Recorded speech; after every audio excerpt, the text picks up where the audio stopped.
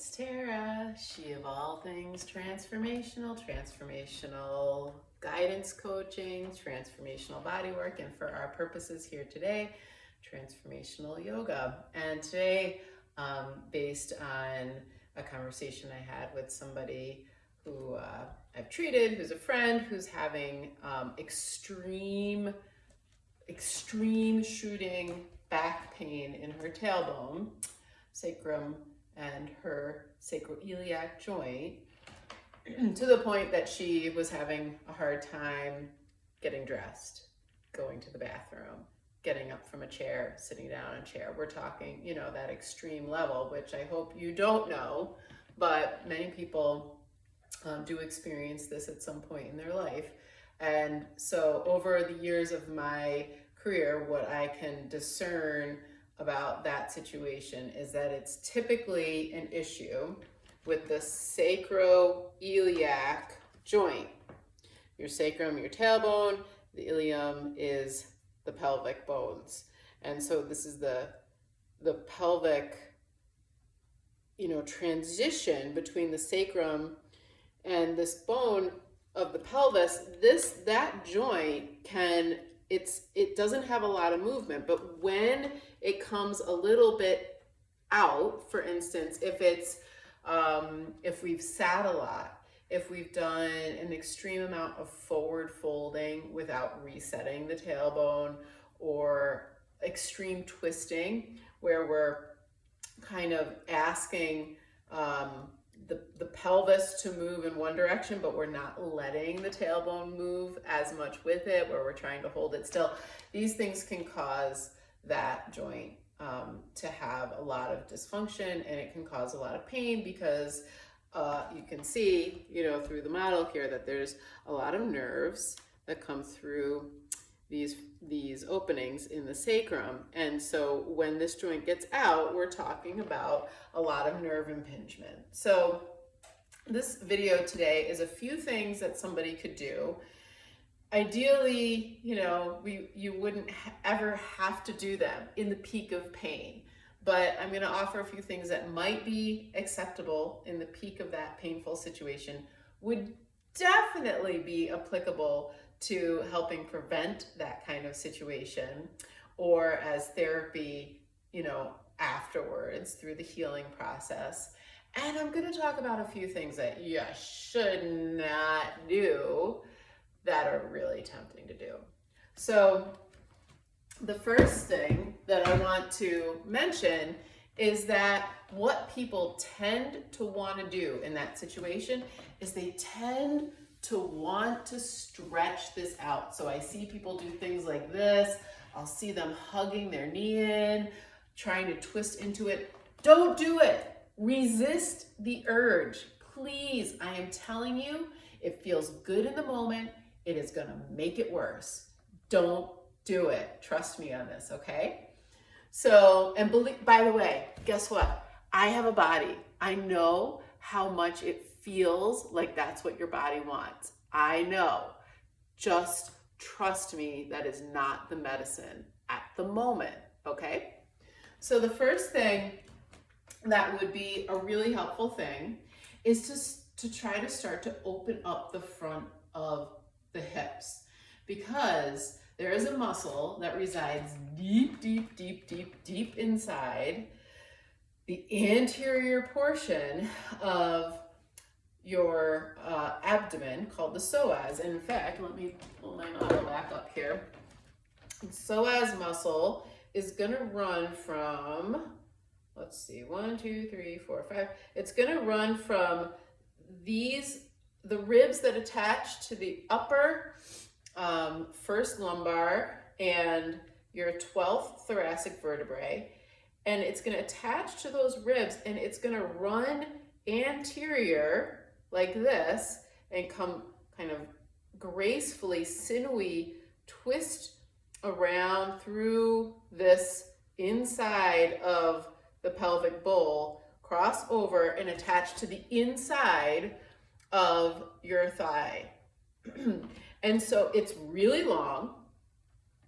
And it is considered the deepest muscle of the body. It's considered to be anterior because it is in fact in front of the spine, but it's behind your organs, and it runs with the fibers of the ilium that are in the inside of this bone. So it's a very deep, and when that muscle loses its mobility, when it tightens up, when it becomes shortened from too much sitting, it is a muscle of stress, it is a muscle of fear, it is a muscle of trauma, and it responds to the physical action that you're doing. So again, a lot of sitting, these kinds of things can cause this muscle to shorten, to harden.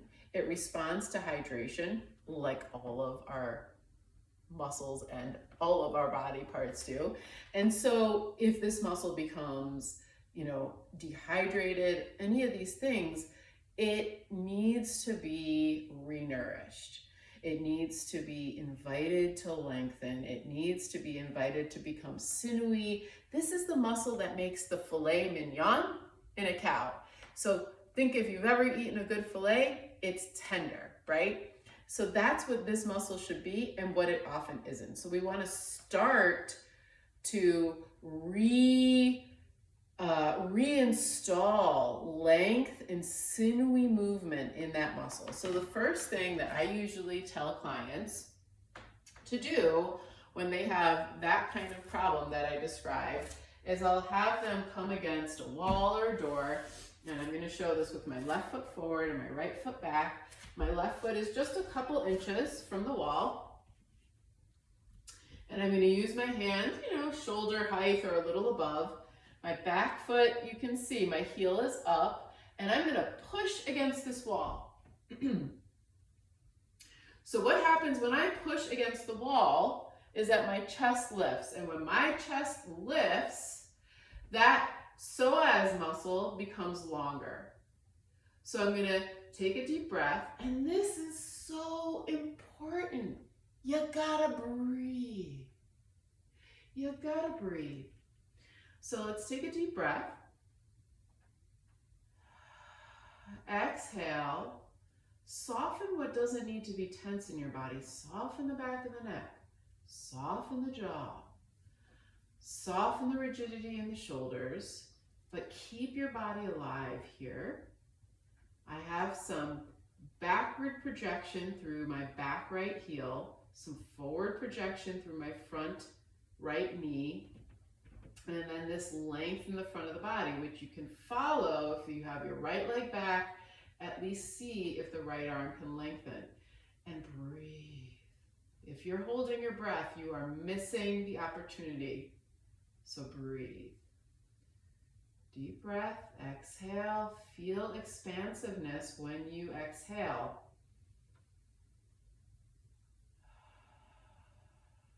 If you want to lift both arms, you absolutely can. But remember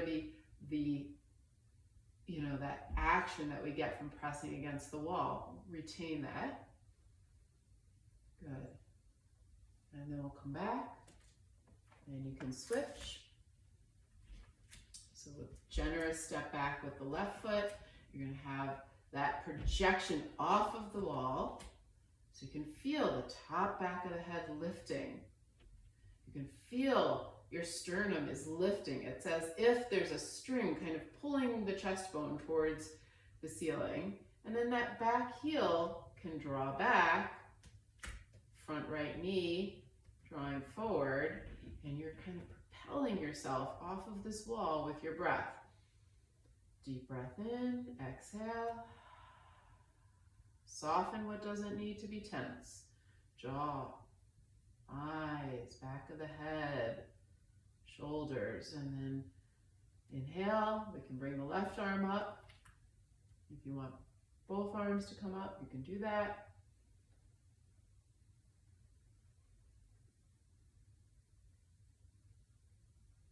Release, come forward, and just that action of stepping forward, if someone is in a state of extreme duress, that's going to be too much.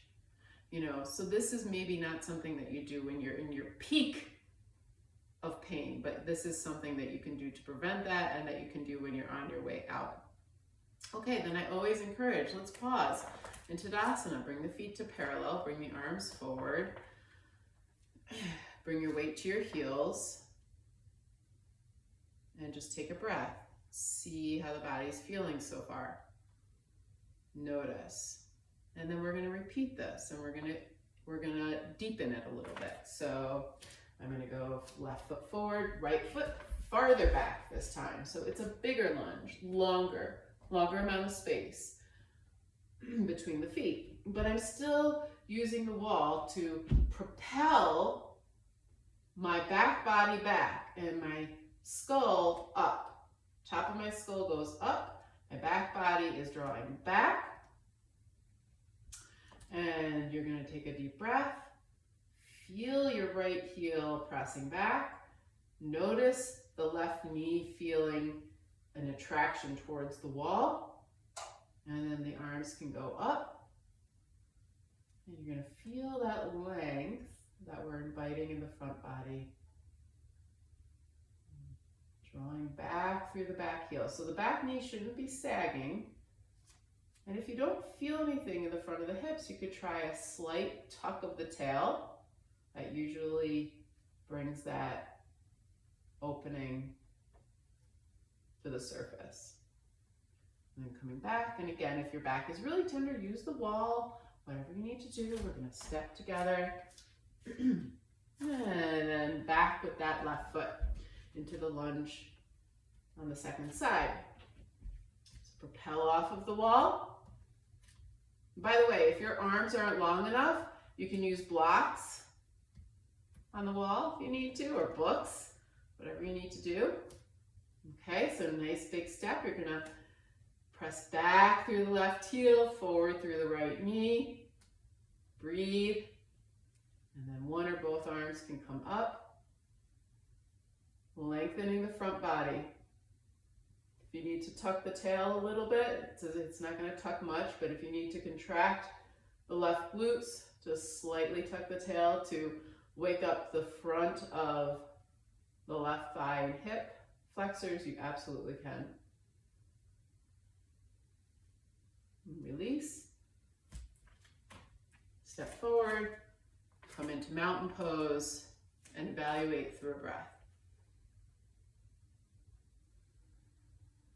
Okay, so then we're going to move on to a simple bridge pose, and you're going to need something like a yoga block and maybe a blanket. So if you don't have a yoga block on hand, you might be able to get away with using like a quart-sized cooking pot or something like that. A couple firm books, something like that might work.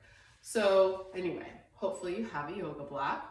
You have your yoga block on hand, and you might want a blanket, yoga blanket. If you don't have one of those, I like beach towels. They're pretty firm and they work pretty well. Okay, so we're gonna do a supported bridge pose. This is a really great position for assisting that sacroiliac joint to reset. This is one of my most, offered suggestions. It seems very counterintuitive, but it really does work. Okay, so we'll come to our backs. Have your block ready at the side, maybe the blanket if you need it. You're gonna widen your feet so the heels are a little wider than the knees. Than the big toes, and the knees kind of knock together. So the big toes are gonna almost feel slightly pigeon-toed. And from here, just tuck those shoulder blades a little bit together.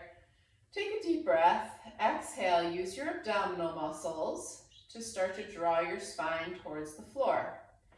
As the tailbone, as you're drawing the lumbar spine towards the floor, you're gonna feel the tailbone start to lift. So then, pressing your feet into the floor, start to lift the tail. When your tailbone is about a third or halfway up, you're gonna tuck your tuck those shoulder blades. And then you're gonna take your block, and you can choose to use it on the lowest setting, on the medium setting or on the high setting. I'm going to tell you the high setting is pretty high, so usually most people go medium.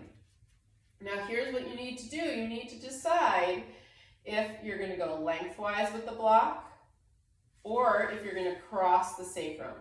So both have their value in different ways. I'm going to suggest that today, for the sake of today's experiment, that you go across the sacrum so that both sides of the joint are being supported on the flat surface of the block or whatever you're using as your block. So you're going to tuck that underneath at whatever height feels appropriate for you. How do you know what height is appropriate for you? Well, you should not feel a pinch in your low back. There should be no pinch sensation there. It should feel, just kind of neutral in your low back and like the front of your body is being opened up. Not really a major stretch in the front of the hips, it's a subtle opening. So for me, I do like to be on the higher setting, so I'm going to show it the way I practice it myself. I continue to invite my shoulder blades to draw together. You could even hold a strap between them, or you could clasp them if you want. If you can keep your elbows straightened in extension, that's fine. And we're going to breathe here for a couple breaths. And you're going to do your best to relax the jaw, the eyes, the shoulders,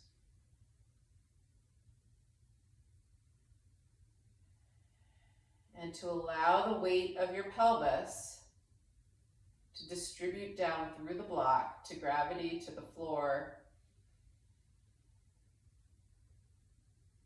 and really bring the breath into the anterior lungs, the anterior ribs, so that you can move the bones of your body with your breath and capitalize on the opening of the front of your body. Capitalize on the potential to lengthen those psoas muscles and your other hip flexors, your abdomen.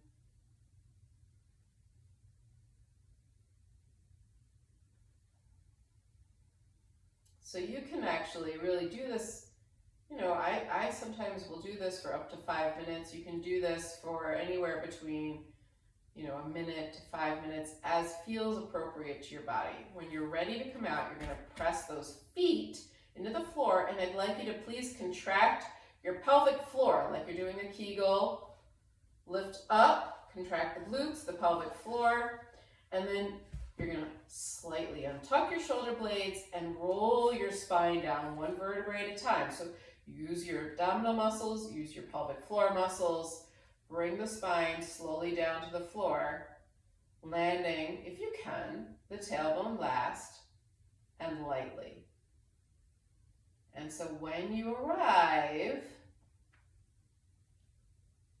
you're just going to pause, and sometimes there may be a little bit of sharp sensation. That's not unusual. It does happen. Just pause, take a few breaths, do not panic, and exhale and try to allow your body to relax. Trust with your breath. Good. And then we're going to take a spinal twist. So what you're going to do to take the spinal twist is you're going to bring your block over to your left side. And so when I twist, what I do, I'm going to move a little bit onto this floor so that you can kind of see a little better what's happening here. So when I twist, what I do is I move my hips over to the opposite side. So if I'm going to bring my right knee to the left, I'm moving my hips over to the right several inches. So that what happens is when I roll into the twist, I come to the outside of my left hip. And so what this does is it causes my entire pelvic girdle to move in one piece, instead of causing tension on that sacroiliac joint. And so here, once you're here, you're going to just press the back of your head into the floor, pick up your left upper back and shoulders, slightly move it out to the left, and And if your right shoulder's popped up off the floor, you could place your right hand on your waist, that's lovely, or on your hip, whatever feels good. And we'll take a few breaths here. So it's nice to really breathe deeply. And when you're breathing, when you're exhaling, feel the spine release into this sinewy rotation. So consciously exhale, relax the inner thighs, relax behind the knees, relax the back of the neck. By the way, you can have a blanket underneath the back of the head. That's a very lovely way to support the head in this practice. I would say minimum of 5 breaths. Very important that the back of your pelvis, your tailbone, is more or less perpendicular, like a wall to the floor. So check that. So you're not straining those sacroiliac joints. One more breath cycle. Release. You're going to come carefully out. If you're dealing with back pain, you need to move carefully and consciously. So you could bring the knees together, lift the hips, move them over, set them down carefully. Use your breath and your mindfulness. Switch your block or whatever you're using over to the right. We're going to move those hips over to the left several inches, and you're going to roll to the outer right hip, bringing your left knee to or left shin, or whatever you're going to rest on your block or whatever you're using. And look, sometimes I'm moving my hips farther back because I want to make sure that I have this perpendicular kind of relationship of the back of my pelvis to the floor. Adjust your right upper back and shoulder. If your left shoulder's popped off the floor, place your left hand on your waist or your hip. And let's take a few more deep breaths. When you exhale, soften behind the knees, soften between the thighs, soften the jaw. Let your spine release into the rotation. Deep breath, be generous. Slow exhale.